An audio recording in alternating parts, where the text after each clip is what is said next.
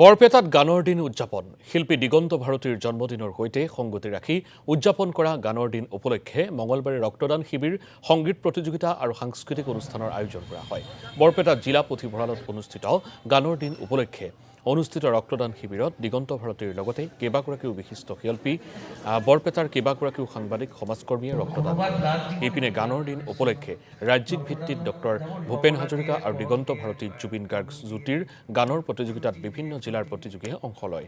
নিশাৰ সাংস্কৃতিক অনুষ্ঠানত দিগন্ত ভাৰতী, ভাস্বতী ভাৰতী, প্ৰিয়ংকা ভৰালী, নীল আকাশ, ডিকছু আদিয়ে অনুষ্ঠান পৰিৱেশন কৰে।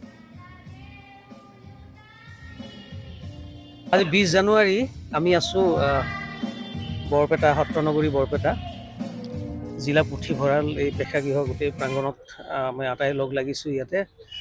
আৰু আজি লগ লগাৰ এটা বিশেষ দিন এইকাৰণেই 20 জানুৱাৰীটো আজি গানৰ দিনৰ ইয়াত দিনজোৰা কাৰ্যসূচী বিভিন্ন কাৰ্যসূচীৰে আজি গানৰ দিনটো ইয়াত উদযাপন হৈছে।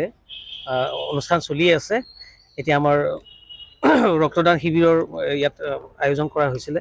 আমি ৰক্তদানৰ হেৰি কৰিলোঁ, শিবিৰ হেৰি কৰিলোঁ।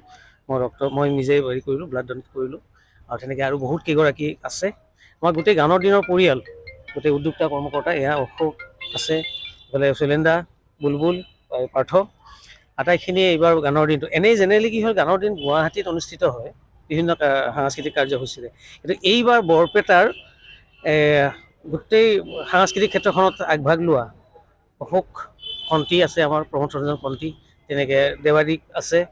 তেওঁলোকেই ক'লে যে গুৱাহাটীততো হৈ থাকে, এইবাৰ আমি জিলা ভিত্তিক সলনি কৰি পেলাই বৰপেটাত আমি কওঁ।